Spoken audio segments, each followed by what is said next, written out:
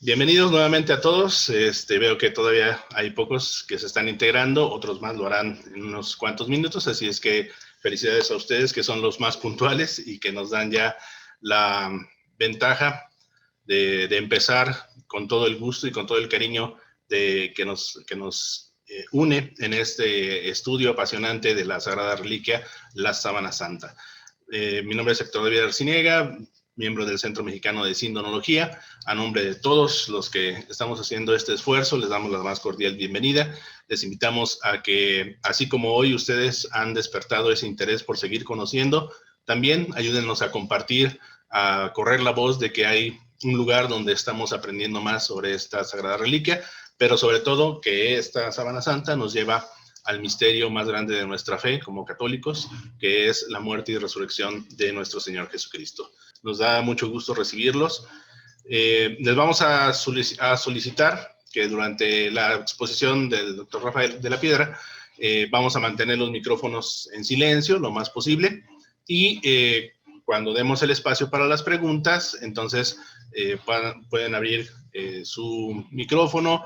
Por ahí los que ya le saben un poquito más, en las aplicaciones, abajo en el menú, en las reacciones, hay la opción de pedir la atención, pedir la opinión, levantando la mano, literalmente, ¿verdad?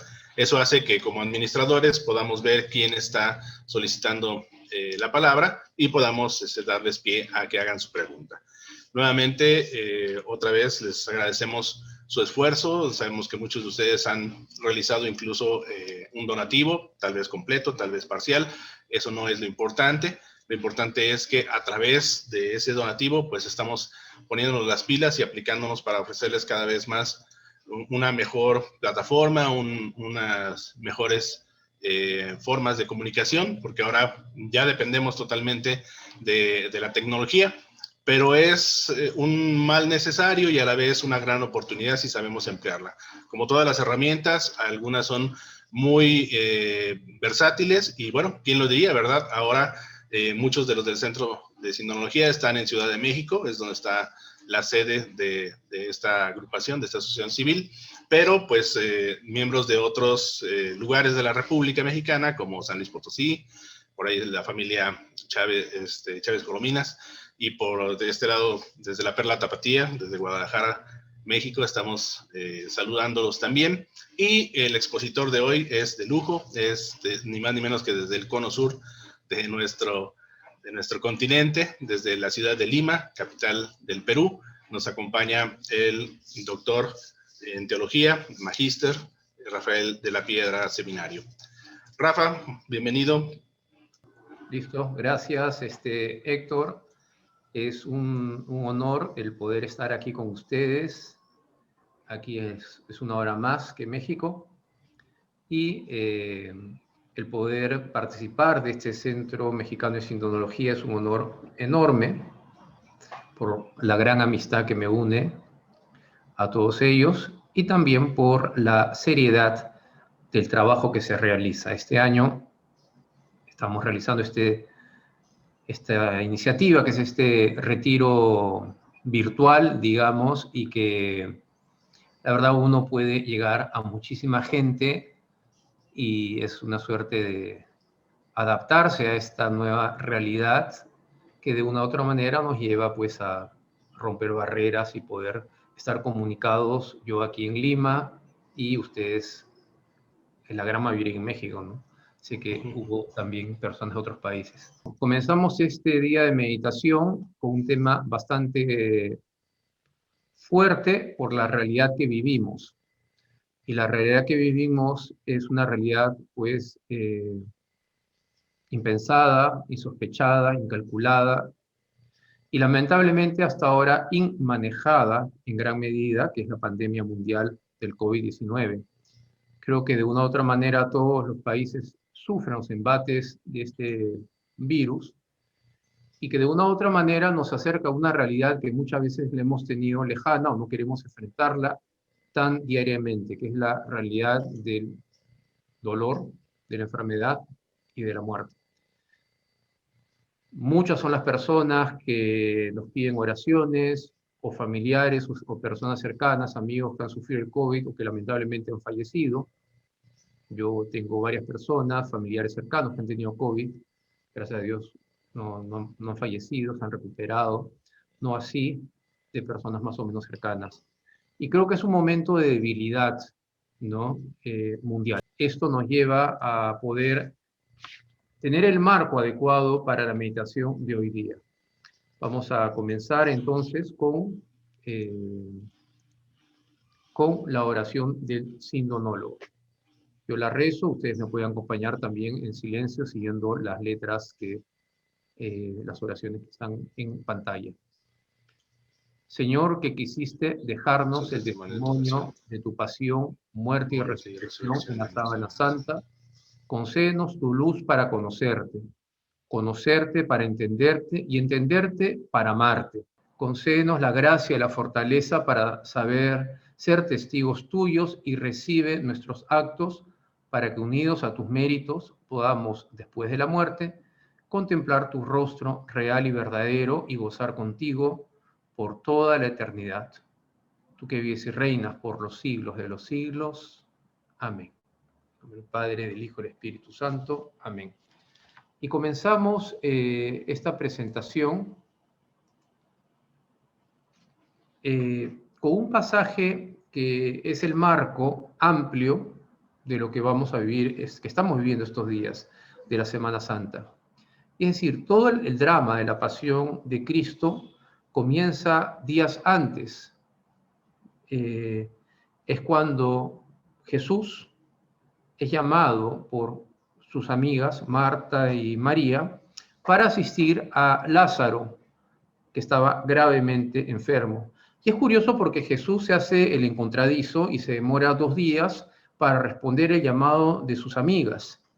Finalmente llega y después de una conmovedora escena ante la tumba de Lázaro, donde Jesús se conmueve el dolor que rodea la escena, se conmueve el dolor de sus amigas, llora, ¿no? Resucita a su amigo querido. Y hay una perícopa, es una frase pequeña que viene inmediatamente después. Dice la Escritura, muchos de los judíos que habían venido a la casa de María, viendo lo que había hecho, creyeron en él. Pues algunos de ellos fueron donde los fariseos y les contaron lo que había hecho Jesús. Los sumos sacerdotes y fariseos van así convocar preocupados el Sanedrín. El Sanedrín es una suerte de consejo supremo político-religioso, porque los romanos en ciertos lugares de su territorio, de su imperio, especialmente en los lugares de frontera o lugares complicados políticamente, dejaban las instituciones pues, religiosas y civiles que funcionasen, siendo ellos la autoridad máxima. Recordemos que tenían un procurador romano, que era Poncio Pilato. Lo veremos después. Bueno, este Sanedrín, que es esta especie de consejo o senado político-religioso, discutían y decían, ¿qué hacemos? Porque este hombre realiza muchas señales. Si lo dejamos que siga así, todos creerán en él y vendrán los romanos y destruirán nuestro lugar santo y nuestra nación. Nuestro lugar santo es el templo, el Sancta Sanctorum, donde estaba el lugar más sagrado para un judío. Entonces toma la palabra un personaje interesante que lo veremos después, que es Caifás, que era el sumo sacerdote en ese año. Eran elegidos una vez por año, anualmente. Él dirá solemnemente, ¿no? Dándole algo muy fuerte. Vosotros no sabéis nada, dice. Ni caéis en cuenta que os conviene que muera uno solo por el pueblo y no perezca toda la nación. Y sigue la escritora diciendo algo muy fuerte. Entonces se decide por anticipado la suerte de Jesús. Desde este día decidieron darle muerte. Termina diciendo San Juan, y desde ese momento Jesús ya no andaba en público. Las citas de Juan 11, del 45 al 54. Es decir, la sentencia se había dictado, ¿no? Todo el resto de lo que va a suceder después es una farsa, es una mentira, es un montaje, es un teatro. Ya se había decidido la suerte de Jesús. Y Jesús ya era consciente de que su hora de sacrificio había llegado. Entonces vamos a tener el núcleo central de lo que va a suceder en los días subsiguientes, es en la pasión, muerte y de nuestro Señor Jesucristo, es el drama entre la verdad y la mentira. Esa mentira que tiene como padre a Satanás, ¿no? Que va a entrar en el corazón de Judas para traicionarlo, y esa verdad que es Jesús mismo. Yo soy el camino, la verdad y la vida. ¿Y qué es la verdad? Es encontrarnos con Jesús, que nos muestra la realidad como es. Hay un pasaje muy interesante del Vaticano II donde dice que todo hombre es capaz de encontrarse con Dios en esa búsqueda sincera de Dios, y que la verdad no es otra cosa que el encuentro con la realidad. Y Jesús nos muestra nuestra verdad y nuestra vocación, nuestro llamado, nuestra identidad y nuestra vocación. Nos revela la verdad, es decir, nos revela la verdad de lo que somos. Pues bien, y aquí nos encontramos con este gran misterio que es la Sábana Santa de Turín. Hay una entrevista que le hacen a este director australiano, Mel Gibson, cuando estaba filmando La Pasión de Cristo, y le preguntaron por qué había querido hacer una película tan sangrienta. Y él dice que todas las películas que él había visto de Jesús, las ve como si estuviesen en un tubo. Es decir, uno la ve muy chiquito y alejado de la realidad. Y él quería en su película introducir a la persona dentro de lo que era la pasión. Y eso es lo que intentaremos de una u otra manera en esta conferencia, es decir, entender un poco el sufrimiento, el dolor, la humillación de Jesucristo, pero ¿desde dónde? Desde lo que tenemos aquí en pantalla, desde la Sábana Santa de Turín. Es decir, los evangelios nos hablan y nos describen todo lo que nuestro Señor Jesucristo padeció, pero la Sábana Santa nos da detalles mucho más fuertes, hasta realistas, de lo que padeció nuestro Señor Jesucristo. Y en la Sábana Santa, primero, tenemos que tener en cuenta 4 cosas. ¿Qué es lo que vemos? 4 cosas. Primero, quemaduras, que son estas marcas longitudinales que vemos en el lienzo, y como a lo largo de todos estos días vamos a ir repitiendo esto, es bueno tener en cuenta estas cosas fundamentales.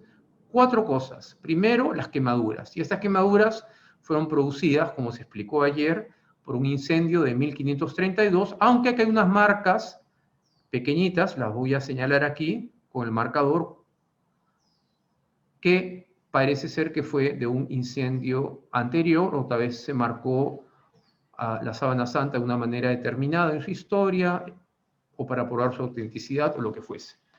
Lo segundo que vemos son marcas de agua, que son estas marcas, estos círculos, estos halos que vemos aquí. Este es el negativo fotográfico de la sábana, donde ciertamente se ve más clara las marcas de agua, de manera más clara las marcas de agua. Recordemos que cuando el incendio de 1532 se produjo, 2 años después recién se abrió esta caja para ver si la Sábana Santa estaba en perfecto estado, lo que evidentemente en un ambiente muy humedecido, lleno de agua, pues dejó las marcas de agua quedaron visibles y notorias. Tercero, manchas de sangre. Aquí este es el original, y cuando uno va a Turín y ve la Sábana Santa original, sí distingue por contraste el color rojo de sangre. Es un color un poquito, color ya por los años, una sangre envejecida, pero es claramente distinguible que es rojo, es un rojo vino, vamos a decir así. Pero aquí vamos a ver en el negativo también estas manchas de sangre en contraste Después en otros de las figuras veremos eso más claramente. Y finalmente, lo más impresionante de todo es esto que está al medio, que es la imagen de un crucificado. Aquí en el positivo se ve muy tenue, repito, siempre las fotos que están en computadora también, por la pantalla de la computadora y por la calidad de la fotografía, no es como verla al vivo, ¿no? Es mucho más impresionante, evidentemente, ¿no? Porque es el objeto que tú lo ves, no es como ver una escultura. Cuando tú vas a Roma y entras en el Vaticano y ves la Pietà de Miguel Ángel, wow, es impresionante, ¿no? Que es diferente que ver una fotografía. Aquí pasa exactamente lo mismo. Y aquí está la imagen de un crucificado, acá está el rostro, el pecho, los brazos, las piernas, y aquí la parte dorsal, la cabeza, la nuca, los omóplatos, los glúteos, las piernas y las plantas de los pies. Es un cadáver de un crucificado desnudo, porque esa era la usanza de la época.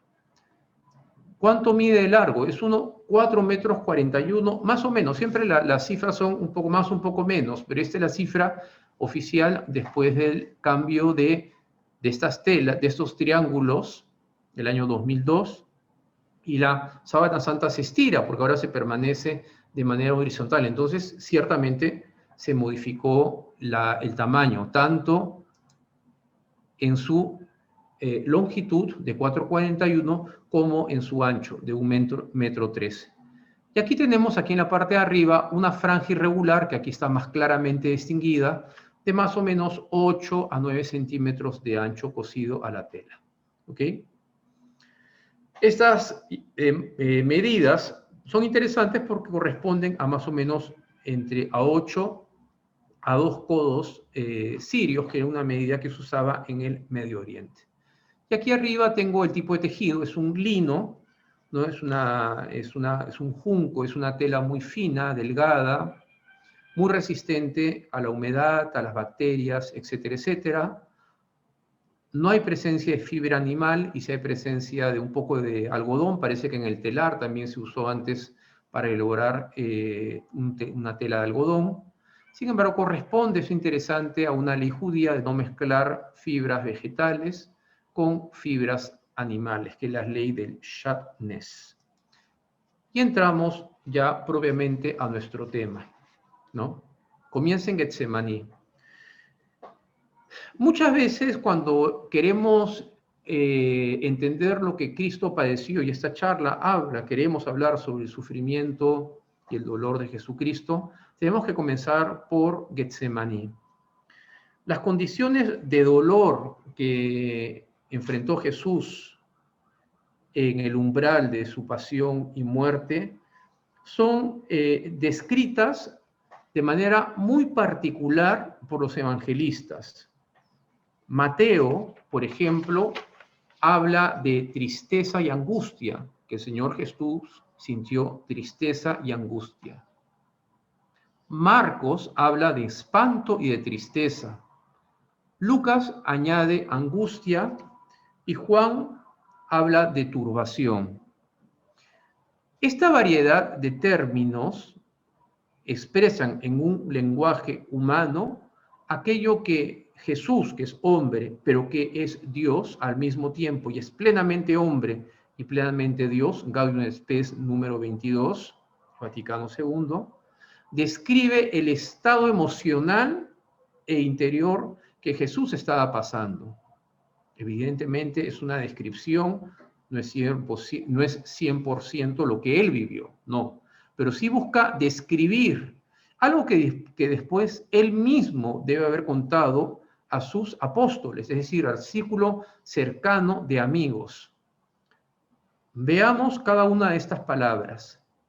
¿Qué es la angustia? Pues la angustia es un sentimiento muy difícil de describir.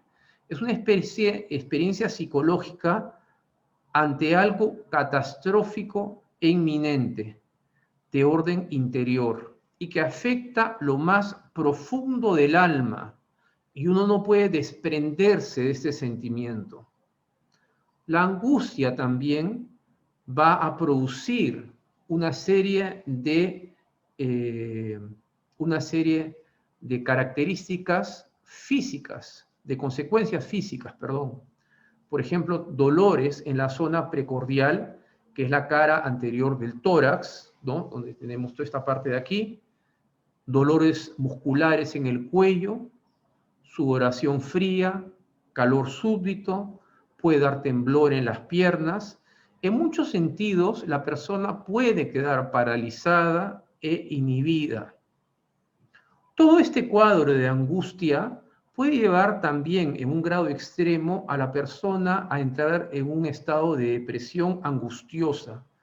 Es decir, sobreviene la confusa percepción de una frustración.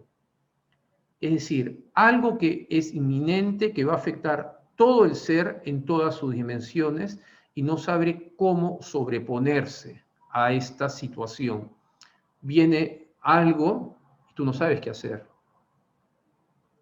Estoy pensando, por ejemplo, y me ha pasado, yo me he hecho 3 veces la prueba contra el COVID-19, 2 veces la prueba molecular por situaciones que pasé. También estuve enfermo, no de COVID, pero sí con fiebres muy altas y muchos días, casi más, prácticamente una semana. Y eso genera angustia, porque tú no sabes exactamente qué es lo que tienes y no sabes lo que va a venir. Pensemos en Jesús. Él sabía lo que venía, que era su muerte, pero no sabía exactamente el detalle de lo que iba a sufrir y no sabía cómo iba a afectar su humanidad. O sea, a Jesús los golpes le dolieron. Mucha gente me dice, no, pero le pegaron y era Dios. No, era hombre. Lloraba, se cansaba, tenía hambre, se reía, sufría como hombre. Marcos añade a esta descripción de la angustia el espanto. Y angustia y espanto se relacionan algo así como causa y efecto. Es decir, es un sentimiento, el espanto, que obedece al aspecto amenazador que caracteriza un objeto percibido ante sí, horroroso y amenazante de la propia seguridad personal. Hay un tema también que me parece muy sensible, especialmente en el tiempo que estamos viviendo, que se llama el tema de la ansiedad, ¿no? Todo esto produce cuadros de ansiedad. ¿Y ansiedad por qué? La ansiedad es producto de una cantidad enorme de información que está en nuestro cerebro y que no la podemos procesar, no podemos separarla. El cerebro es un órgano muy particular del ser humano. Todo el día estamos pensando y no podemos dejar de pensar. Pero cuando no controlamos ciertos pensamientos que son negativos, produce inmediatamente un efecto negativo, hasta corporal, y no podemos dominarlo. Entonces entramos en una vorágine de ansiedad. Dormimos poco, nos levantamos, no sabemos, estamos inquietos todo el día, porque no sabemos cómo resolver los problemas que se nos sobrevienen, ya sea de trabajo, de salud, de enfermedad o lo que fuese. Todo esto nos lleva y nos acerca a la angustia que experimentó Jesús en Getsemaní. ¿Cuáles fueron los generadores de esta angustia? Yo creo que esa humildad que unía a Jesús con todos los seres humanos. Leemos en la carta a los Hebreos 10:5, por eso al entrar al mundo me has formado un cuerpo, es un cuerpo plenamente humano. Y aquí entramos a una descripción que me parece importante. Si bien es cierto que Jesús vivió todos estos sentimientos negativos, emocionales, tenemos un Jesús que vive una actitud serena. ¿Y por qué podemos afirmar esto? Y no es una frase piadosa, porque así fue. Por los diálogos que Jesús tiene, Jesús no pierde el control. Siente angustia y le dice, Padre, aleja de mí este cáliz. Sin embargo, es consciente de sí mismo y es consciente de la realidad y del entorno. Viene Judas, que le da un beso, amigo, con un beso tú me traicionas con un beso. o es capaz de, todos los diálogos de su pasión son perfectamente coherentes y lúcidos, hasta cuando está en la cruz. No transmite angustia, y el rostro que estamos viendo del escultor Luigi Mattei es un rostro sereno, que nos transmite ese autodominio de Jesús. Jesús es el hombre perfecto, el Dios y hombre perfectos, es decir, una perfección plena en su humanidad. ¿Y cómo era ese hombre? ¿Cómo era ese Jesús? ¿Qué características tenía? Por la sábana santa podemos deducir algunos rasgos que les voy a explicar ahora. Tendría aproximadamente 1,75 m de altura, pesaría más o menos 79 a 80 kilos, tendría entre 30 a 40 años, pero también vamos a ver un cuerpo que está lleno, tiene cientos de puntos de sangre, de una persona de rasgos atléticos, de rasgos semita, una nariz alargada, ojos grandes hundidos, una cabellera abundante recogida en la altura de los omóplatos, en lo que se llama una cola de caballo, y es un cuerpo que no tiene ningún signo de descomposición. Ningún signo de descomposición, es decir, no ha estado más de 36 horas en el sepulcro. Sin embargo, vemos que su pasión tiene manifestaciones corporales, y esto lo leemos en Lucas 22:44. Y sumido en agonía, insistía más en su oración. Su sudor se hizo como gotas espesas de sangre que caían en tierra, según el relato del médico amado de Pablo, San Lucas. Y este fenómeno se llama hematohidrosis, es decir, es la ruptura de los vasos capilares subcutáneos que nutren las glándulas sudoríparas. Y por lo tanto, la sangre va a entrar en estos conductos y va a salir. Y esto lo vemos en unas imágenes que voy a mostrarles, son un poco fuertes, pero que son imágenes del fenómeno de hematohidrosis. Es decir, la sudoración se manifiesta en todo el cuerpo. Este fenómeno hace que la piel sea particularmente sensible al dolor. Y vemos en personas que han sufrido momentos de gran tensión, por ejemplo, soldados en las trincheras, Primera Guerra Mundial, soldados que estaban, por ejemplo, en los campos de Vietnam, ¿no? Y era una guerra de locos, la guerra que no sabía si era cuando iba a venir a ráfaga de ametralladoras, etcétera, o en condenados a muertes antes de su ejecución, vemos este fenómeno, hematohidrosis. Luego, después que Jesús es preso, lo llevan al sumo sacerdote. ¿A quién? A Caifás, el mismo que yo lo había condenado en capítulos anteriores, cuando resucita a su amigo Lázaro. Entonces, por lo tanto, todo es una farsa. Ya estaba condenado, lo dije al comienzo de esta conferencia. Entonces, el sumo sacerdote le pregunta: yo te conjuro por Dios vivo, porque el Dios de los judíos era un Dios vivo, el Dios con nosotros, que me digas si tú eres el Cristo, es decir, el ungido, ¿no? El Cristo también es el Mesías, es la misma palabra en otros idiomas. Ungido, Cristo, Mesías. Y dice Jesús: sí, tú lo has dicho. Y ante eso, lo que va a suceder es que comienzan a abofetear a Jesús. Comienzan a burlarse de Jesús. Jesús es golpeado varias veces en la cara, ya sea fue objeto de puñetazos, bastonazos, ¿no?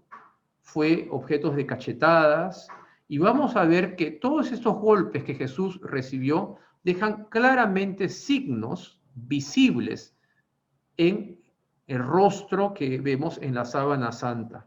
No hay duda que fueron traumatismos dolorosos y vergonzosos. Recibió tales golpes repetidas veces que se quebró el tabique nasal. Es una zona profusamente vascularizada y debió sangrar todo el rostro abundantemente. Vamos a ver contusiones en la ceja derecha, probablemente de puñetazos, la región, los pómulos hinchados, ¿no? Severas marcas en el rostro de Cristo, ya que toda la cara, las cejas y la cara son zonas muy irrigadas, ¿no? Toda esta región era un gran hematoma, todo está hinchado, las mejillas, los pómulos, la cara, todo está hinchado. Y es interesante el contraste con la serenidad que demuestra tanto aquí en la izquierda, la foto en negativo, como en la derecha, en esta representación también hecha por el artista español Miñarro. Luego, después de este primer sufrimiento, va donde el procurador romano, el único que era capaz de dictar la sentencia de la crucifixión. Y por tercera vez le dice, ¿qué mal ha hecho este? No encuentro ningún delito. Y él dice, le castigaré y le soltaré. Y a continuación, siguiendo con esa farsa, Poncio Pilato no logra convencer al pueblo que vocifera de manera fuerte, y lo hemos escuchado el Domingo de Ramos o Domingo de la Pasión, que sea crucificado. Entonces se le aplica el terrible castigo de los azotes, de la flagelación.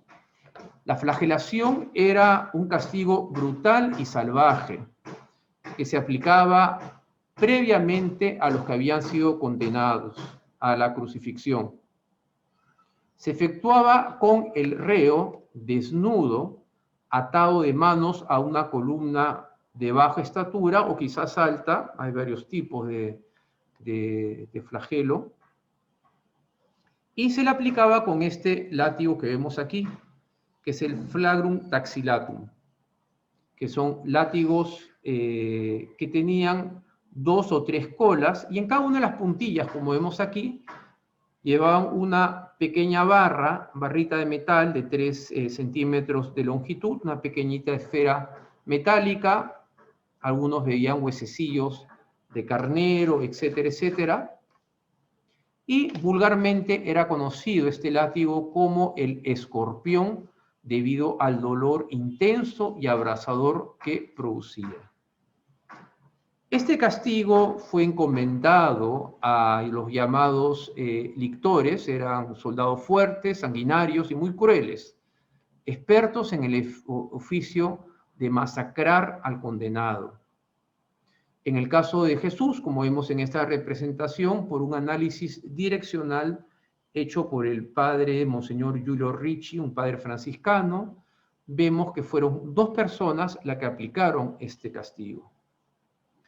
Horacio, el famoso abogado y orador de la época republicana del Imperio Romano, nos dice, la víctima era destrozada por los latigazos hasta el punto de asquear a los verdugos. Cuando caen sobre sus cuerpos y los tejidos del reo en pedazos, los salpican. Siendo tan cruel este castigo, quedó limitado a esclavos, criminales y traidores, y nunca podía ser ejecutado sobre mujeres o ciudadanos romanos. Aquí vemos unas fotos bastante fuertes que son flagelos, o sea, flagelación real ocurridas, ¿no? Ya que vemos una representación de lo que pudo haber sido la espalda de Jesús totalmente lacerada, y acá a la izquierda las marcas que vemos en la sábana santa.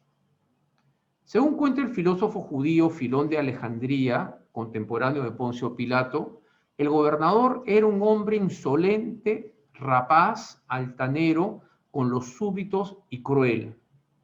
Y Poncio Pilato sabía perfectamente que Jesús era inocente. Sin embargo, lo somete a un castigo espantoso, como la flagelación. Encontramos en la sábana santa aproximadamente 120 señales claras de látigo que han producido alrededor de 600 marcas. Este número de las marcas es a veces un poco relativo. ¿En qué sentido? Que no tenemos imágenes laterales del condenado, ¿ok? Y eso hay que tenerlo en cuenta. Tenemos heridas en el tronco, en el abdomen, en la parte genital, en las piernas, en los hombros, en la espalda, en la región glútea, etc. Las consecuencias, evidentemente, fueron tremendas, ¿no? Los golpes contundieron gravemente la musculatura, como vemos en esta imagen aquí izquierda, provocando rupturas de los vasos sanguíneos y hemorragias múltiples. Un sangrado abundante en cada herida y un dolor lacerante en cada golpe, que se hacía cada vez mayor cuando coincidía con zonas ya traumatizadas. Todo esto fue disminuyendo la capacidad de resistencia de Jesús, que como vimos es un hombre fuerte, saludable, atlético. Veamos ahora la fisiopatología de la flagelación. Y aquí tenemos una representación de este músculo vital que es el corazón. Hay 3 órganos que sufrieron muchísimo: el corazón, los pulmones y los riñones. Los músculos, compuestos de aguas, proteínas y sales minerales, que es potasio, calcio y sodio, comienzan a destrozarse. Entonces, esta destrucción muscular comienza a tener un efecto. El potasio intracelular que está en los músculos comienza a verterse en la circulación sanguínea y esto crea una enorme toxicidad. Comienza a intoxicarse. El calcio, sin que se incorpora a una proteína muscular, ya no será más utilizable y la sangre llega a los músculos lesionados. Entonces comienza a haber una intoxicación cada vez más creciente. Veamos el corazón. El corazón, como vemos aquí, está recubierto de una membrana serosa, el pericardio, ¿no? Que hace este movimiento constante y es el órgano que no termina de trabajar, siempre trabaja. Estamos durmiendo, vivos, etc. La contusión cardíaca, ¿qué va a producir? Una colección de líquido en esta membrana externa, que la vemos aquí y aquí, y va a producir una pericarditis, ¿ok? Colección de líquido entre el corazón y el pericardio. ¿Y qué va a producir? Que va a producir, aparte de dolor en cada contracción, una disminución en su eficacia por una anomalía en las concentraciones de calcio y potasio. Va a haber una arritmia. Entonces, esto puede llevar a una fibrilación ventricular, es un trastorno en el ritmo cardíaco, que puede ser mortal, ¿no? Porque no sigue el curso regular de los latidos del corazón, de un corazón sano. Los pulmones, como vemos aquí arriba, están recubiertos, que es un tejido esponjoso, lleno de aire, rodeado de membranas cerosas. Tenemos la pleura, es un tejido bastante elástico, comienza a vaciarse en sí mismo y a causa de los traumatismos, del traumatismo que ha recibido, este espacio pleural se comienza a llenar de sangre, es lo que se llama el hemotórax, es lo que vemos aquí en esta radiografía inferior. Esto provoca dolor en cada movimiento respiratorio y también una disminución de la ventilación pulmonar. Es decir, bajo nivel de oxígeno y sube el nivel de dióxido de carbono. Finalmente, los riñones, que es el órgano que vemos aquí en la izquierda abajo. Hay que tener en cuenta que los riñones están situados en la parte posterior del tronco. Por consiguiente, ambas vísceras pueden ser fácilmente lesionadas por la cantidad de golpes que recibió el condenado de Jesús. ¿Esto qué va a dar? Va a dar lugar a un edema, es decir, una acumulación de líquido en las pequeñas cavidades corporales adyacentes y va alterar el funcionamiento normal de los riñones. Es decir, va a crear una insuficiencia renal. ¿Cuáles son las consecuencias de esto? Va a haber una acumulación de potasio tóxico para el corazón, para el latido cardíaco. Y consecuente va a haber un desequilibrio básico entre el nivel de ácido en las células. A modo de síntesis, podemos decir que después de la flagelación, Jesús está gravemente afectado, titubea, cae y tendrá que llevar el travesaño horizontal llamado patíbulum por 600 metros. Lo veremos después. La piel y los músculos están lacerados, el cuello cabelludo desgarrado, sangra y tiene una enorme contusión torácica con hemotórax, con acumulación de sangre en la cavidad pleural, esa cavidad que rodea los pulmones, que le hace difícil respirar. Sus riñones están virtualmente destruidos o funcionan muy mal por la hipovolemia, es decir, por la falta de sangre. Y surge el fenómeno de tapones de mioglobina. Es como los riñones es el órgano que filtra, ¿no? Filtra la sangre, entonces comienzan a taparse. Es decir, estas esponjitas que son así chiquitas, comienzan a funcionar mal, comienzan las cavidades a taponearse. Juan Pablo II nos decía que la sábana santa es la imagen del amor de Dios, pero también la imagen del pecado del hombre. El Rey de Reyes. Los soldados del gobernador le echaron encima un manto púrpura y le pusieron una corona de espinas sobre su cabeza. Y con un manto de caña y doblándose, riéndose de él, burlándose de él, lo golpeaban. Y le decían, salve rey de los judíos. Comenzaban a escupirle y como leemos en el Evangelio de San Mateo, le comenzaban a golpear la cabeza. Ha habido un sangrado abundante y muy doloroso. Ha habido una humillación, lo escupen, lo abofetean.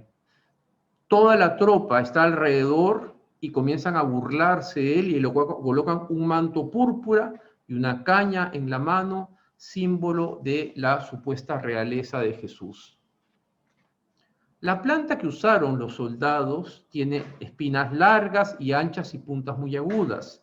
Según Avinoam Danin, el experto de plantas de la Universidad Hebrea de Jerusalén, quizás la especie que han usado estos soldados ha sido, como vemos aquí, la Puterium spinosum o tal vez la Gundelia tourneforti. ¿Por qué? Porque hay vestigios de polen de estas plantas, especialmente la Gundelia, en toda la masa craneana. O tal vez la Sisyphus spina Christi, que la vemos aquí en el lado derecho superior. La corona de espinas ha sido de usanza oriental y no una vincha, como a veces tenemos graficados en algunas imágenes de la crucifixión. Según el antropólogo Judica Cordiglia, que ha tomado medidas muy precisas de toda la imagen, podemos llegar a contar entre 50 a 70 laceraciones en todo el cuero cabelludo. La pérdida de sangre ha sido inminente y abundante. También encontramos en la parte de la frente una marca muy profusa, que es un 3 invertido. La sangre se ha abierto camino entre las arrugas de la frente en dos momentos. Primero, cuando los músculos se contraen por el dolor, por el espasmo de dolor, y luego cuando se relaja, pues que se abre y la misma marca queda marcada en la frente del crucificado. Ya hemos dicho que al impactar en la cabeza de Jesús, el casquete de espinas produce un dolor intenso, dada la riqueza de las terminaciones nerviosas sensitivas que existen en toda la región cutánea, ¿no? Es interesante también decir que estas manchas rojas que vemos, y aquí vemos una imagen de la sábana santa de la nariz, ¿no? Con sangre. Se han hecho análisis bajo microscopios electrónicos y se ha descubierto en una fibra como vemos aquí, ampliada, glóbulos rojos. Se ha descubierto sangre humana, entonces, arterial, venosa e hipostática, en los estudios que se iniciaron en 1939. Posteriormente, se ha descubierto qué tipo sanguíneo es, que es el tipo sanguíneo AB. Y el 0.5% de la población tiene ese tipo sanguíneo. Es una sangre coagulada en un proceso de fibrinólisis, de coagulación, rica en bilirrubina por la degradación de la hemoglobina, que es esta sustancia que lleva el oxígeno alrededor de todo el cuerpo. ¿Y eso a qué? A la causa de los golpes que ha recibido. La fisiopatología vascular del cerebro, de todo el cuero cabelludo, perdón, cuando se pincha una arteria o una vena y se retira la espina, la sangre seguirá saliendo hasta la vasoconstricción y hasta que el proceso de coagulación forme un trombo y se taponee la herida. Si la espina sigue clavada, pues actúa tapando pues la salida de la sangre, ¿no? Si es de vena, producirá un flujo lento, ¿no? Facilitado por las contracciones de dolor. Si es una arteria, la sangre va a salir con mucho más fuerza por el bombeo del corazón, por la presión sanguínea. La hemorragia en la cabeza, pues, colaboró en la hipovolemia, otro factor para la acidosis metabólica y la insuficiencia renal que estaban presentes en todo el cuerpo de Jesús. Es sorprendente también observar cómo las manchas de sangre, que son abundantes en todo el rostro, la cabeza, no se observan en la nuca y en los omóplatos, ¿no? Sin embargo, donde nace la nuca es abundantísimo, como vemos en esta imagen de aquí. Todo esto es sangre, esto son manchas de sangre. Según la costumbre judía, el hombre de la sábana santa lucía una coleta, ¿no? Una cola de caballo de pelo recogido de la cabellera y colgaba hasta el centro de la espalda. El historiador británico Ian Wilson decía que esta es la característica más sorprendentemente judía de la sábana santa. Los griegos no tenían esta costumbre, tenían un cabello bastante corto. Los judíos sí se dejaban cabellera abundante recogida en la parte de atrás. Finalmente, Él cargó con nuestros pecados. Sigue la farsa y ecce homo. Aquí está el hombre. Poncio Pilatos el cobarde, porque según leemos en San Juan, por 3 veces lo quiere soltar, pero se da cuenta que es inocente. Sin embargo, los manda que lo crucifiquen. Cuerpo totalmente destrozado y lacerado, ¿no? Jesús ya gravemente afectado por la flagelación, no solamente la parte externa, sino también, como hemos visto, la parte interna, emocionalmente totalmente afectado, huerto de Getsemaní, va a llevar el travesaño horizontal y lo va a llevar en una distancia de más o menos 600 metros. Un travesaño que debe haber pesado alrededor de 50 a 60 kilos. Solamente llevó el travesaño del horizontal. ¿Por qué? Porque solamente tenemos marcas de travesaño horizontal en el hombre de la sábana santa. Iban amarrados los condenados y con unos látigos pequeños de cuero a lo largo del trayecto se les iba golpeando. Vemos heridas en ambas rodillas, especialmente en la rodilla izquierda. Vamos a ver polvo, que es este polvo, este carbonato cálcico, en el rostro, es decir, ha caído de frente a el suelo, a la tierra, y vemos también polvo en las rodillas, y vemos las plantas de los pies totalmente laceradas o abiertas, es decir, era una sola herida, ¿no? Ha debido tener, como dice la Biblia, una especie de una túnica corta, porque vemos las heridas de los pies. El ancho de este travesaño es alrededor de 13 centímetros aproximadamente. Y una vez llegando al cuerpo, al lugar de la crucifixión llamado Calvario, Gólgota, Calvario o Calavera, lo crucificaron allí, junto con los malhechores. Uno a la derecha y uno a la izquierda.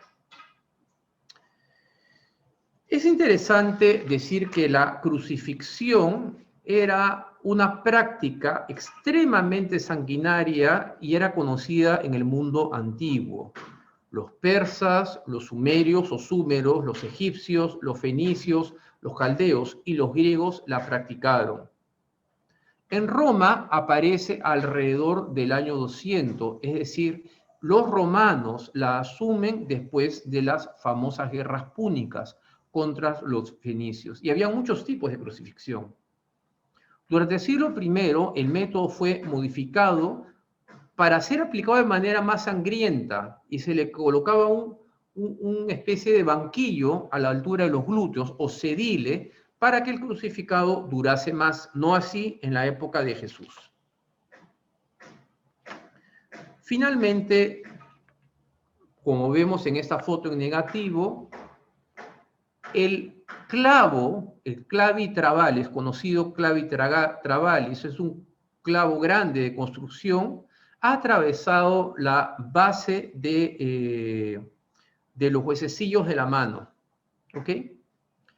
Ha atravesado el espacio entre el escafoide, el seminular y el hueso grande, aquí, ese huequito que tenemos nosotros aquí. Y aquí hay un nervio que se llama el nervio mediano, y al atravesar este lugar lo que hace es daña el nervio y el pulgar se retrae. Por eso, como vemos también en la imagen, no vamos a ver pulgar y los dedos se estiran de esta manera. Esto ha producido pues un dolor intenso y solamente vemos que el crucificado está clavado con 2 clavos. No hay marcas de cuerdas en los antebrazos. El clavo de los pies era un clavo bastante más grande, de 15 a 20 centímetros de longitud, y vamos a tener la pierna izquierda superpuesta sobre la pierna derecha. Ya ha pasado entre el segundo y tercer espacio de los huesos metatarsianos. El dolor de la piel arrancada, contusionada varias veces, el dolor de los músculos destrozados por el impacto de los latigazos, el dolor por cada contracción cardíaca, el dolor por cada respiración, el dolor espantoso de los clavos que han atravesado las bases de las manos, destrozando articulaciones y nervios, el dolor intolerable de todo ese cuerpo sustentado por las heridas de las manos, de la base de las manos, el dolor de la sed ardiente, las mucosas secas, el terrible dolor por los calambres. ¿Por qué? Porque es un cuerpo que ha perdido agua, tiene fiebres altísimas, ha perdido sangre, agua. Es un cuerpo que no está bien irrigado, no está bien oxigenado. Es un cuerpo que comienza a intoxicarse y todo comienza a fallar. El dolor físico, moral, la fatiga intensa, todo este océano de dolor va a durar 3 horas. Y así pues, como dice Isaías, se asombraron de él muchos, pues tan desfigurado tenía el aspecto que no parecía hombre. Y su apariencia era humana. Otro tanto se admiraban muchas naciones. Esta es una imagen que me parece muy gráfica a partir de la sábana santa, sin embargo, un detalle que sobra, que es el que vamos a ver ahora, y quiero hablarles un poco sobre el tema de la humillación, de lo que significaba ser crucificado. Esa es una escultura del siglo XV de Filippo Brunelleschi, de la iglesia Santa María Novella de Florencia, Italia. Está desnudo. ¿Por qué nunca colocamos a Jesucristo como realmente estaría en la cruz? Los evangelios aclaran que la crucifixión implicó una severa humillación de su propia intimidad personal, cuando fue despojado de sus prendas y expuesto desnudo. Creemos que la humillación y la agresión fue algo brutal en el caso de Jesús crucificado. El despojo de prendas tiene un fuerte impacto en la sensación de vulnerabilidad de una persona ante un grupo hostil. En el mundo antiguo, como ya expliqué, la crucifixión aspiraba mucho más que a matar una víctima. Buscaba deshumanizarla, empequeñecerla, humillarla ante la sociedad que la miraba. Las víctimas eran crucificadas desnudas de una forma de humillación ante todo el pueblo. Esta humillación también servía de advertencia a un público acerca de las terribles consecuencias de la rebelión contra quienes ostentaban el poder. Las narraciones de la Pasión ofrecen detalles de la crucifixión. Mateo, Marcos, etc., después de ser condenado por Pilatos, nos dicen que llevaron a Jesús a la residencia del gobernador frente a toda la cohorte, probablemente constituida entre unos 500 soldados. Los guardias, dice Mateo, desnudándole, le pusieron encima un manto de color escarlata, color real, rojo. Se burlaron de él, lo golpearon, lo escupieron frente a una multitud de soldados antes de ser despojado nuevamente de sus prendas, de acuerdo a Mateo 27:31 y a Marcos 15:20. Según los evangelios, Jesús fue desnudado por primera vez para ser azotado. Los soldados luego los desvistieron, luego lo vistieron para su recorrido por la ciudad, luego lo desvistieron una vez más y desnudo murió en la cruz ante una multitud burlona. San Juan nos detalla en Juan 19:23 que tomaron su vestido, lo hicieron 4 partes, una parte para cada soldado, y tomaron la túnica sin costuras de una sola pieza y se la rifaron entre ellos. Ciertamente Juan, que presta gran atención a la escena, es muy específico sobre el destino de cada prenda de vestir. El patrón romano normal era crucificar a los criminales desnudos, como atestigua Artemidorus Daltasius en un libro de la época. Tanto para los romanos como para los judíos, la desnudez durante la ejecución era señal de humillación y de impotencia absoluta, de vergüenza, de deshonra. Eran factores integrales propios de este castigo atroz. Sin embargo, el maltrato de Jesús se ha minimizado en representaciones artísticas de la crucifixión, pues lo muestran llevando lo que llama el paño de la vergüenza. A partir de lo anterior, se retoman las imágenes de la dignidad transgredida y el abandono propio de la desnudez. Pero Jesús asume una exposición de su cuerpo que, pese a que la acción tiene una connotación de vergüenza ante los demás, será una manera como podrá dar a conocer el amor desmedido que tiene por la humanidad entera, puesto que en la cruz se ve totalmente frágil, desposeído, sin nada. Santa Brígida de Suecia tiene una frase muy bonita sobre este tema. Dice: él mismo, para ser flagelado, se desvistió de sus vestidos, ya que no tenía nada que lo cubriese, estaba así como había nacido, sufriendo la vergüenza de la desnudez, estando así en el Calvario, como había nacido en cuerpo desnudo. Alguien corrió al verlo y le dio un velo, y él, dice, contento se cubrió. Esas son una cita de las revelaciones de Santa Brígida de Suecia.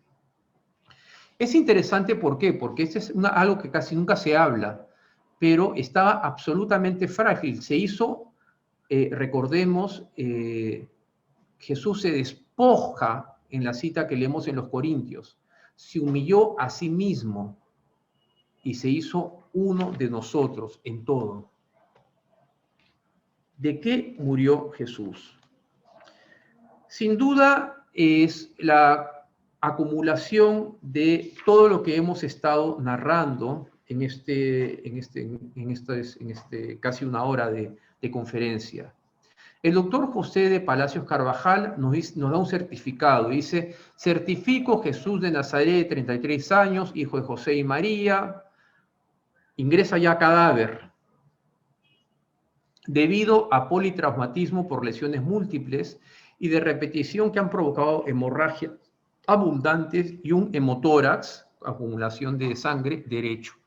Todo ello ha dado lugar a un shock traumático irreversible en el que están presentes los 3 factores que han provocado la muerte: el factor hipovolémico, pérdida de sangre, el nervioso y el tóxico.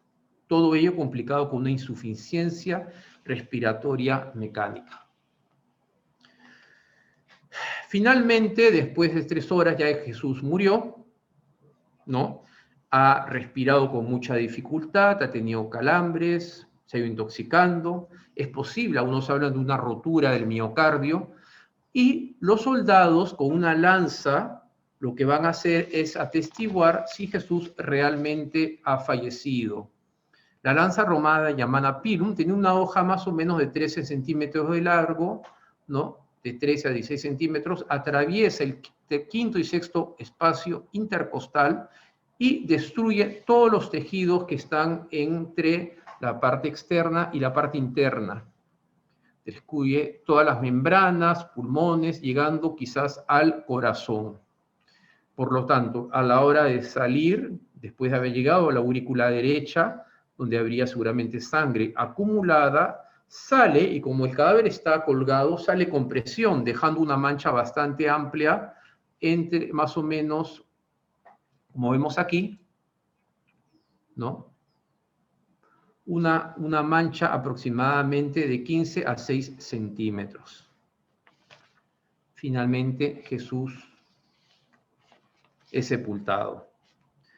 Benedicto XVI, con esto ya voy terminando, dice lo siguiente, al final, cuando está hablando ante la sábana santa: queridos hermanos y hermanas, nuestro tiempo es especialmente, después de atraer el siglo del pasado, es sensible al sábado santo.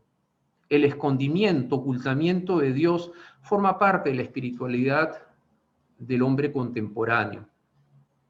En el siglo XIX, Nietzsche escribió: Dios ha muerto y nosotros lo hemos matado. Esta famosa expresión, si se analiza bien, está tomada casi al pie de la letra de la tradición cristiana.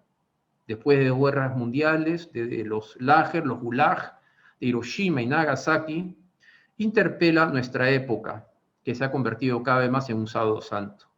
La oscuridad de este día interpela a todos que se interrogan sobre la vida de manera especial, nos interpela a los creyentes. También nosotros tenemos ahora, y más que nunca en la pandemia, afrontar esta oscuridad. Finalmente el cadáver es recogido, ¿no? Se habla de esta rigidez cadavérica, que es la desaparición total del ATP, adenosín trifosfato, que es una molécula fundamental para que los músculos estén relajados, por eso tiene esa rigidez cadavérica. Y quisiera terminar con esta frase del Papa Francisco: el rostro de la sábana santa transmite una gran paz. Este cuerpo torturado expresa una majestad soberana. Es como si dejara transparentar una energía condensada pero potente. Es como si nos dijera: ten confianza, no pierdas la esperanza, la fuerza del amor de Dios, la fuerza del resucitado, todo lo vence. Y efectivamente, y esta es la última imagen, dice el Señor Jesús en Juan 16, mirad que llega la hora, y ha llegado ya, y en que os dispersaréis cada cual por su lado, y me dejaréis solo. Pero no estoy solo, porque el Padre está conmigo. Os he dicho estas cosas para que tengáis paz en mí. En el mundo tendréis tribulación, pero ánimo, yo he vencido al mundo. Juan 16, 32, 33. Y con esto termino. Efectivamente, no voy a hablar más de la resurrección, no voy a hablar más, porque no es el momento. Es el momento de contemplar el dolor y la muerte de nuestro Señor Jesucristo. Muchas gracias, y ahora sí, respondo, me han hecho unas preguntas. Encantado de poder responderlas. Gracias a todos. Muchas gracias, gracias Rafael. Te damos, a nombre de todos, te doy el más caluroso aplauso, que estoy viendo en las reacciones que vamos muy bien. Todos estamos pues conmovidos con esto que nos has enseñado, así es que les invito a que vayan abajo a la derecha, se aparece un puntito que dice reacciones.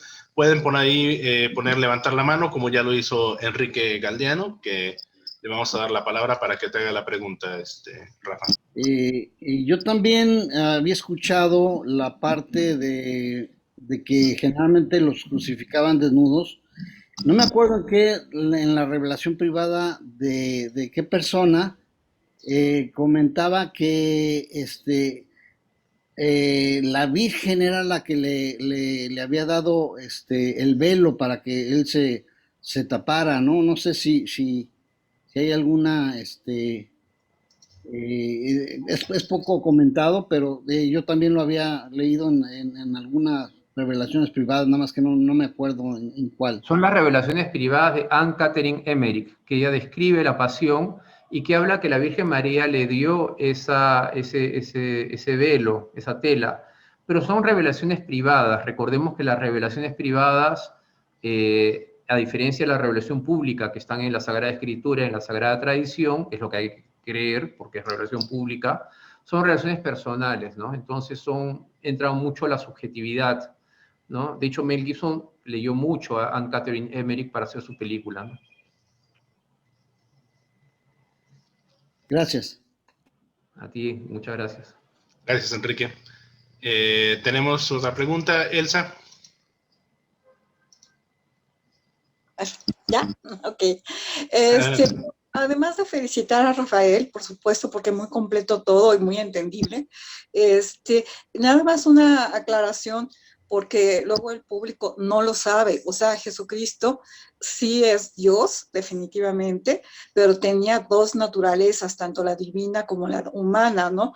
Entonces, quien piensa que Jesucristo no padeció, que no sufrió, que ni le dolió todo lo que le hicieron, pues muy equivocados, porque tenía todo como ser humano, ¿verdad?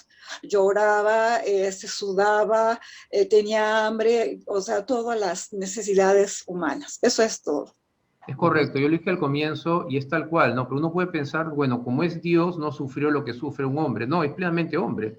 Todos los evangelios nos hablan de esa humanidad de Jesús. Y Jesús es plenamente hombre porque Él redime la humanidad en su plenitud.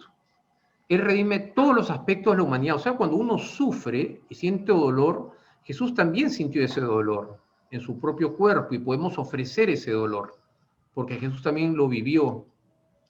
No se ahorró nada de lo que el hombre pasó.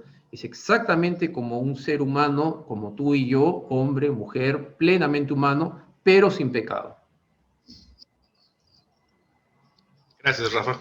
También por el vía del chat, María Andrea Ayala Tapi nos dice, excelente conferencia, muchas gracias, estoy muy conmovida. Y Nancy Pacheco levantó la mano. Si gustas abrir tu micrófono, Nancy, de preferencia la cámara también, nos gustaría verte. Adelante con tu pregunta. Justo como lo mencionan, bueno, Cristo es 100% Dios y 100% hombre. Mi pregunta es, entonces, él, digamos que tendría exactamente el mismo número de cromosomas que nosotros como humanos, o tendría, o sea, bueno, mi pregunta es si tiene exactamente el mismo número por ser exactamente humano. Pues es la característica más humana que podamos tener, el número de cromosomas o el ADN era exactamente igual que humano, si no sería otra especie, ¿no? Así de sencillo, ¿no? Tal cual. Así es. No te pude poner en destacado porque no tenías imagen, Nancy, pero gracias, tu pregunta es muy interesante y sí, de hecho, creo que va en función de cierto video que se transmitió mucho por el WhatsApp, incluso a mí me llegó, de una supuesta revelación de una persona que decía que en la Sábana Santa había esta sangre que solamente tenía los cromosomas de la mitad, digamos, en este caso la parte femenina, de la parte de la Virgen María. Pero obviamente este video no es del todo correcto, porque primero no tiene una referencia exacta, no se dice quién es el personaje, cómo lo dijo, en qué laboratorios se supone que mandó a hacer esas investigaciones. Entonces, como nos decía ahorita Rafael, ¿verdad? Las revelaciones privadas y estos pseudo mensajes, aunque son muy fuertes y nos gustaría creerlos en el sentido estricto de que corroboran lo que estamos creyendo ya, pero hay que tener mucha paciencia y mucho cuidado. Por eso la iglesia a veces se va con mucho tiento, como decimos acá, ¿verdad? Con pies de plomo, para no dar por cierta ninguna revelación, sobre todo aquellas que no tengan fundamento. Entonces aquí, acuérdense que al hablar de la sábana santa siempre no podemos soltar la parte espiritual, la parte de la fe, pero siempre tenemos que, cuando hablemos de la parte científica, tenemos que hablar de las cosas que sí son comprobadas, que sí están ahí como hechos y por lo tanto tienen todo ese rigor. Rafael, no sé si quieres darnos alguno más. Perdón, sí. Te leo un par de comentarios más.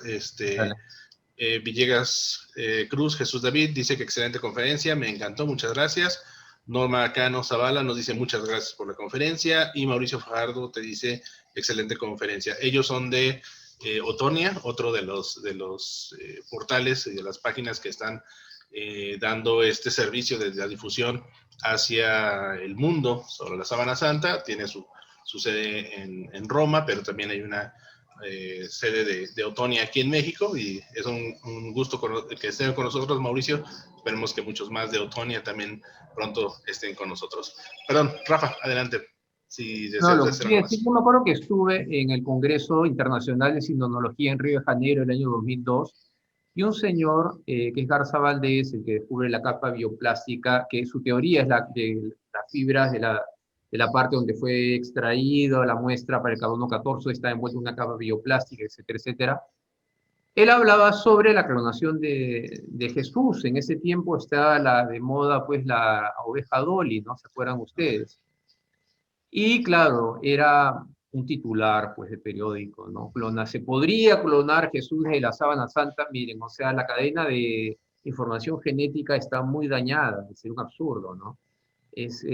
Uno de vez en cuando dice, ¿clonarán un dinosaurio? Pues es más o menos lo mismo, ¿no? O sea, son titulares escandalosos, poco científicos, que de vez en cuando escuchamos, ¿no? Entonces no es así, ¿no? Ok, muchas gracias. Te leo también otras poquitas. Está Sofía Roldán, dice excelente aprendizaje que nos han brindado, gracias. Laura Pinzón, agradeciendo al magnífico expositor, estoy muy conmovida. María de Jesús Monreal dice, ¿me puede explicar cómo es la prueba del carbono 14? Aunque es tema de otra plática, pero si quieres brevemente, Rafa, nos haces el favor. Sí, la prueba del carbono 14 es, a través de los rayos cósmicos, hay una degradación del carbono que se combina y sale una partícula que se llama el carbono 14, que es radioactiva, que es consumida por todos los seres vivos porque están en las plantas. Se extrae, se hace mediante un análisis en laboratorio, se extrae y se ve la cantidad de... Una vez que el organismo vivo comienza a decaer, es decir, a morir, ¿no? Plantas o el mismo tejidos vivos, etcétera, este carbono 14, que está exactamente en la misma proporción en la atmósfera, comienza a degradarse. Entonces lo que se hace es, mediante un análisis de cuántas moléculas hay en el organismo, se puede determinar la edad aproximada de esa muestra viva, ¿no? Se puede hacer también en plantas, en conchas, en focas, en tejidos vivos, etcétera, etcétera. Tiene un grado de fiabilidad, sí, tiene un grado de fiabilidad, y cuando ya toque la carbono 14 y la Sábana Santa, veremos que hubo un error, una datación del siglo XIII-XIV que no corresponde a todo el resto de las investigaciones sobre la Sábana Santa. Entonces la pregunta es qué es lo que pasó, pero no te voy a responder eso, sino dejo la pregunta abierta para que puedas asistir a la conferencia del carbono 14, que es muy buena, yo sé de paso.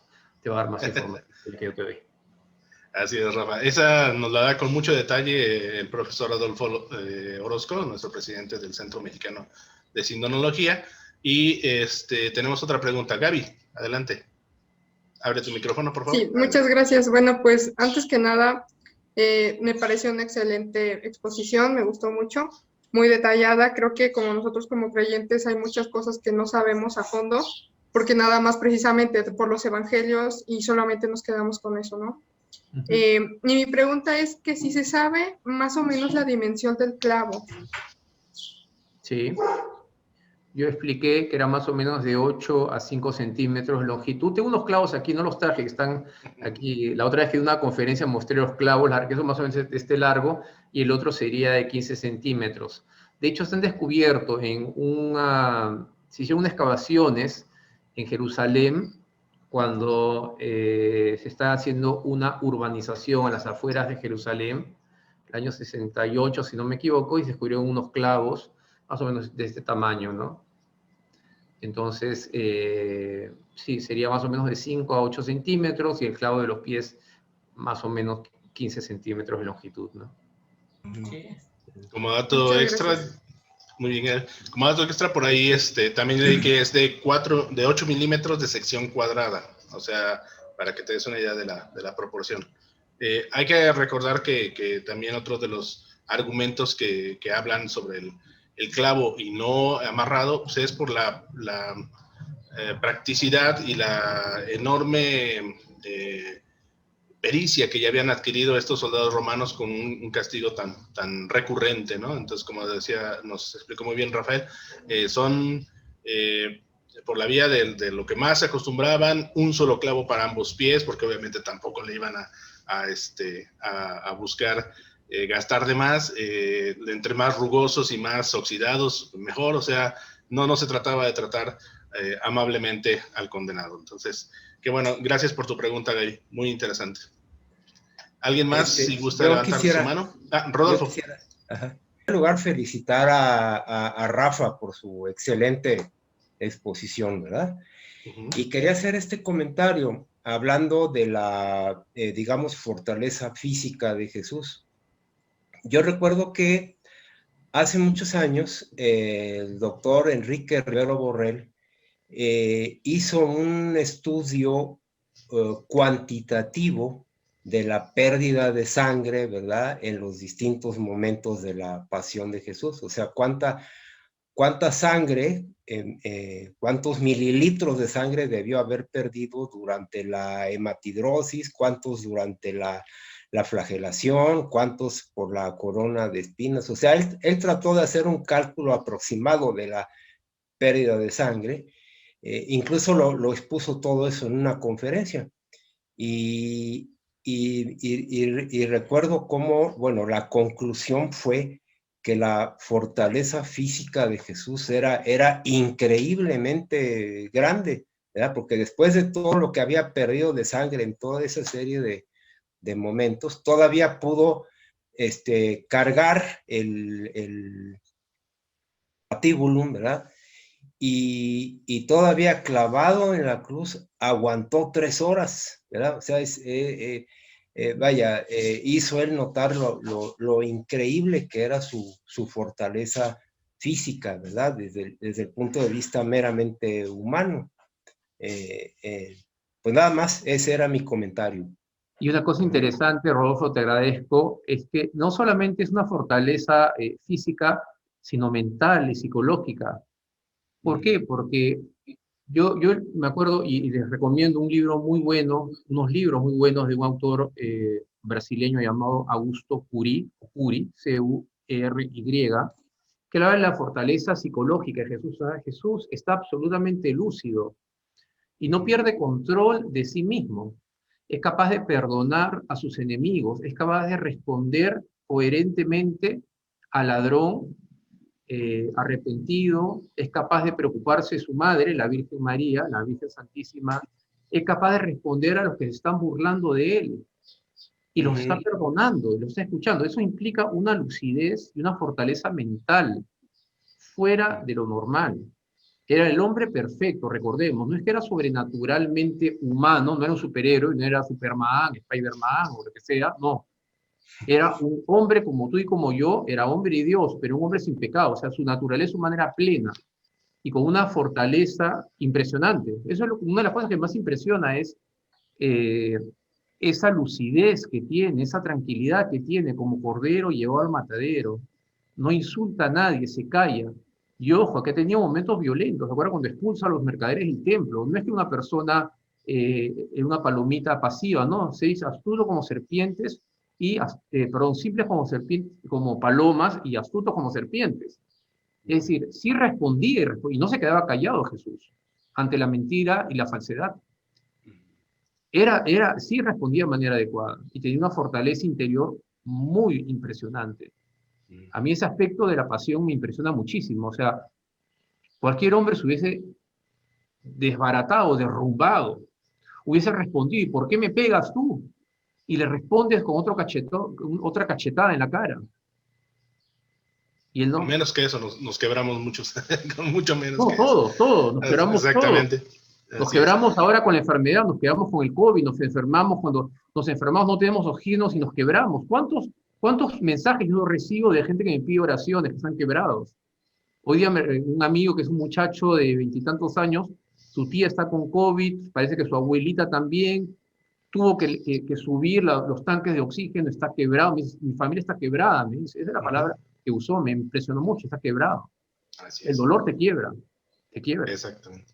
Gracias nuevamente, Rafael. Tenemos dos colaboraciones más. Margarita nos pregunta, ¿por qué tiene manchas de agua la sábana santa? No entendí. Si quieres repetirlo brevemente. Sí, porque el agua se usaba, hay dos teorías. La más sencilla es que en 1532 hubo un incendio y para apagar el incendio, porque la sábana santa se conservaba doblada en una caja, se utilizó agua. Y ahí se mantuvo más o menos 2 años hasta que se abrió la caja, se desplegó y se limpió, se colocaron una tela atrás y unos parches que eran corporales cosidos en 22 formas triangulares. Entonces, el agua que se usó para apagar el incendio dejó su marca. Pero hay otra teoría, la de Aldo Guereschi, que decía que en un momento la sábana santa se conservó en una urna, una vasija de barro que tenía en la parte de abajo agua y estaba inclinada y eso dejó una marca en la sábana. Es una teoría y lo que sí es real es el incendio, o sea, digo, eso sí es un hecho real y el agua se usó para apagar el incendio, por lo tanto el agua manchó este lienzo de lino al estar prácticamente 2 años dentro de esta caja, ¿no? Se creía que la sábana santa se había destruido totalmente, ¿no? Quemado. Muchas gracias por repetirlo, Rafael. Ivonne nos levantó la mano. Ivonne Curi también es miembro del centro, pero nos quiere compartir algo más. Sí, Adelante, pues, Ivonne. sí, buenas tardes. Más bien lo que yo quisiera, lo que quisiera es ese libro, justamente platicar, o sea, bueno, comentar del libro que puse aquí, dice el título de los libros, aquí está, mira, La sábana santa de Turín, bueno, no sé si es, ahí lo puse en el chat, La sábana santa de Turín, trascendencia y autenticidad. Autenticidad y trascendencia. Es este libro, no sé si se ven. Ese es un clásico, ese de Manuel Soler, el jesuita. Totalmente un clasiquísimo. Clásico. Tiene muchísimas respuestas y una información impresionante para los nuevos, como yo también. Realmente es un libro que es ampliamente, es el primer tomo, dijéramos, es el primer libro de texto, ¿no? Algo así. Prácticamente sí. Es un libro recomendado. Gracias. Ya le falta algunos datos que son un poquito antiguos, pero todo lo que dice es muy bueno. Es un excelente libro, es un libro enciclopédico, referente. Exacto. 5 estrellitas, es muy bueno, recomendado. Y se consigue en México, ¿no? Yo en México te compré uno, ahí en la librería Claverie, ¿no? Ahí se encuentra, o se encontraba, no sé. Se encontraba. Creo que también tiene ese problema, como ya es ligeramente pasado de moda, desgraciadamente ya no es tan fácil de conseguirlo, pero aquí hago la invitación a todos los que nos acompañan prácticamente por primera vez. Cualquiera de solicitud de bibliografía, por ejemplo, Silvia Quijano nos dice, Rafael, que si nos podrías dar el título de los libros de Curi. Yo te pediría que mejor, si no los tienes a la mano ahorita, mejor lo pudiéramos mandar después por el correo. Tenemos bastantes libros que recomendarles. El que nos mostró ahorita Ivonne es uno de ellos, es uno de los principales, ciertamente, pero por su dificultad de conseguirse, les podemos recomendar algunos otros más vía correo con autor, edición y editorial para que sea más fácil para ustedes localizarlo. Entonces, con toda confianza, háganos llegar la duda de la bibliografía a través del correo y nosotros se los contestamos por el mismo canal. Tenemos una pregunta. Nada más, dime. perdón, yo lo conseguí en Mercado Libre o algo así, usado.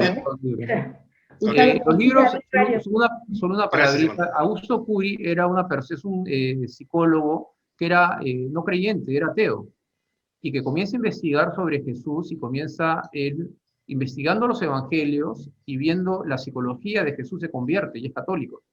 En sus libros son muy famosos en Brasil, también están en español, se venden por internet o se pueden bajar también en PDF gratuitamente. Hay muchos. El Maestro Maestro, Maestro de Alegría, Maestro del Dolor, una colección que él tiene. Les recomiendo, son buenos, de buena línea y son muy eficaces. Ok, gracias. Claudia, ahorita te doy la palabra. Felipe Latapí, que también es miembro del Centro de Sindonología, nos quiere mostrar para Gaby y para todos los que están ahorita todavía acompañándonos algunos elementos de la pasión que él ha hecho en reproducción para que los podamos apreciar. Adelante, Felipe. Hola, ¿qué tal? Bueno, aquí les quiero mostrar, este sería un clavo de las manos más o menos, entraría en esta zona y quedaría el clavo aquí. Mire, entre 10 y 12 centímetros, y este sería lo que sería el clavo de los pies. Haría uno solo, usaría los dos pies. ¿Sí? También a la vez tenemos una réplica de una lanza, más o menos 7 centímetros, aquí la parte del costado, donde estaría entre el quinto y el sexto espacio intervertebral. Entonces sería más o menos una lanza. Y por otro tenemos también, aquí sería una réplica de lo que sería una corona de espinas. Como te dijo, no es una tiara, sino más bien es un casco de la corona de espinas. Pues quería mostrarles esto como tenían estado. Ok, gracias. ¿Tienes la réplica del látigo, del fragum? El fragum es lo parecido, también. Sería más o menos, estas mancuernillas no serían tal cual, estas hay que cambiarlas, hay que modificarlas, pero esto sería más o menos la longitud y el tamaño del fragum como sería. Si alguien quiere probarlo, pues puede venir y Bueno, gracias, Felipe. Seguramente eso lo vamos a tener en otra o en varias de las demás exposiciones, así es que seguramente no se lo pierdan. Vamos a seguir incrementando nuestro acervo cultural.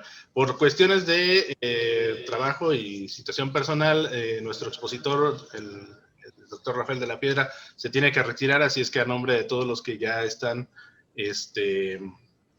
compartiendo todavía, yo creo que nos podemos quedar todavía unos minutos. Hay varios miembros del Centro de Sindonología que podemos seguir contestando las preguntas, pero a nombre de todos los que han participado, que tuvimos en algún momento 53 asistentes, gracias, Rafael. Es un enorme placer volver a escucharte, aunque te estuvimos desde la plática general el sábado pasado.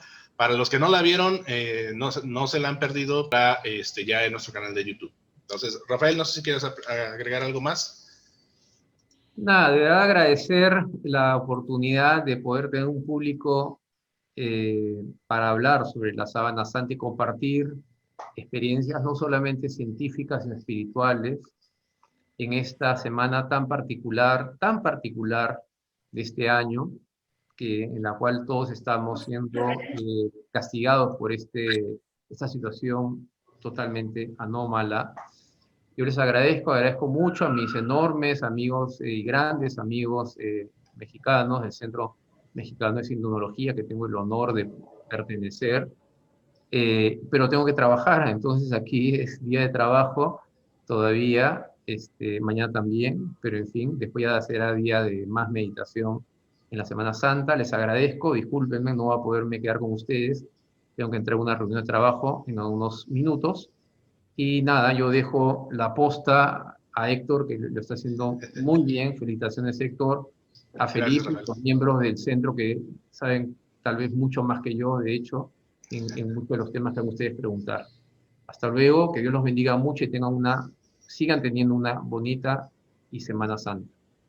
Chao. Gracias, Rafael. Seguimos en contacto. Bueno, pues muchísimas agradecemos. Gracias. Gracias que nos están compartiendo. Claudia, tenías una pregunta. Adelante. Bajo mi mano. Gracias. Siempre he tenido una duda. Hay muchos milagros eucarísticos donde no sé si les hayan hecho comentaba Fernando, ¿verdad? Que la sangre analizada en la sábana santa era del grupo AB. Así es.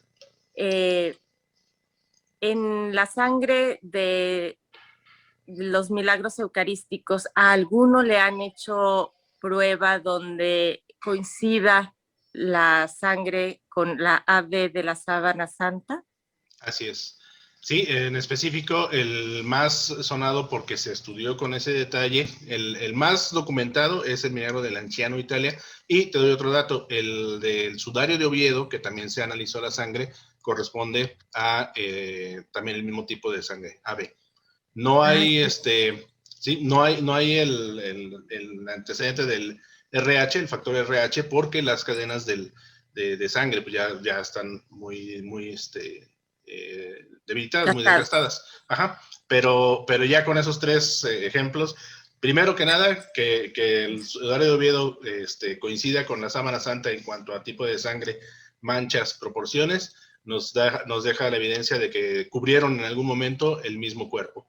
Y que un milagro eucarístico, ya dije, estoy seguro que todos, pero el problema de muchos de ellos que no se llevan a analizar tan profundamente en la cuestión química es porque muchas de los análisis son destructivos. Entonces no tendría caso analizarlo para decir si era auténtico, sí, pues ya lo destruiste, ¿no? Entonces, esa fue una de las razones por las cuales la sábana santa no se había analizado por la prueba del carbono 14.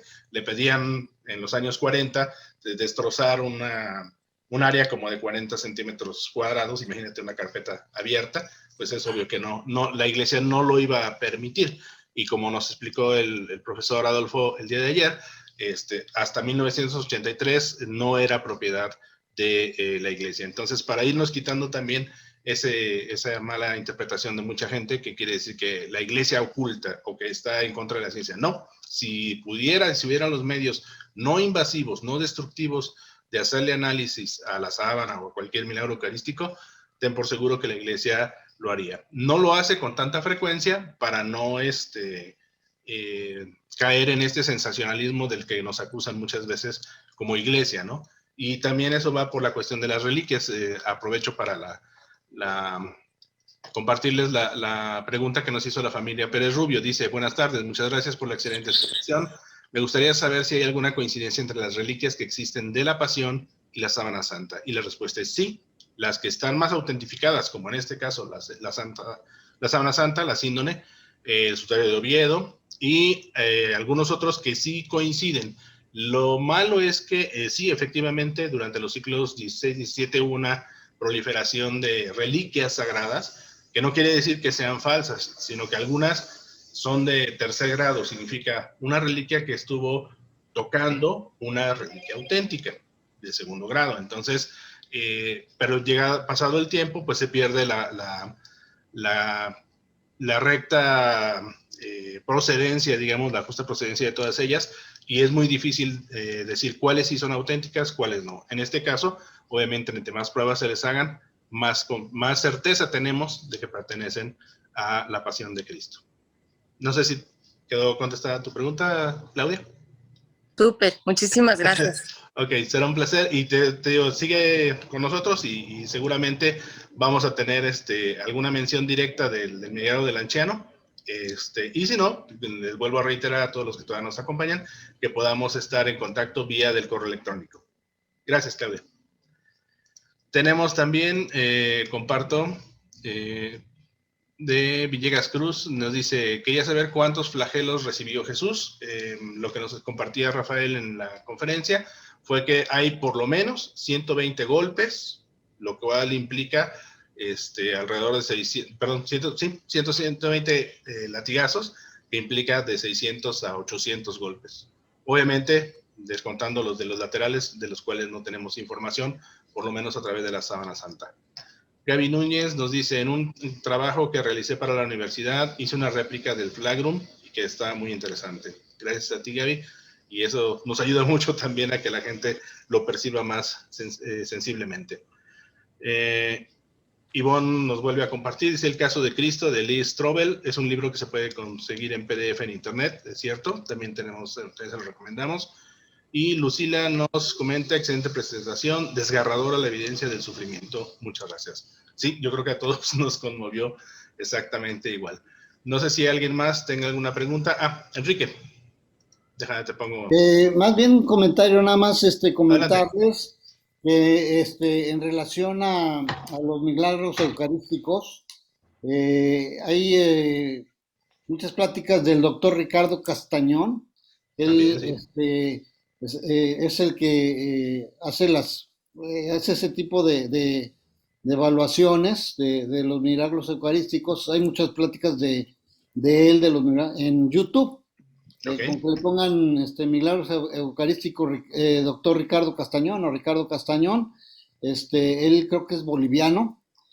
Antes era ateo y se convirtió por las investigaciones que hacía, ¿no? Entonces, por la evidencia. me recomiendo mucho esos videos. Ahí habla ampliamente sobre los milagros eucarísticos, ¿no?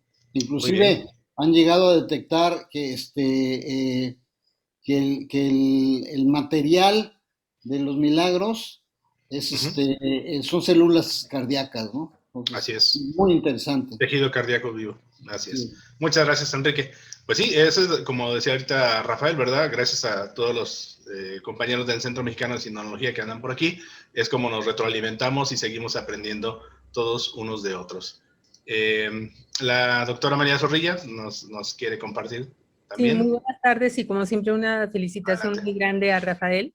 Y quería nada más comentarles que acaba el Santo Padre de beatificar a Carlo Acutis, quien hizo una investigación exhaustiva de los milagros eucarísticos que anda ya por todo el mundo y que creo que vale la pena que todos nosotros aprovechemos este gran esfuerzo que hizo un adolescente maravilloso, un ejemplo de vida, que se llama Carlo Acutis. Y ahí él hizo una exposición incluso de milagros eucarísticos que, repito, está viajando por todo el mundo. Ojalá que podamos también ser partícipes de esa exposición. Gracias, doctora Tere.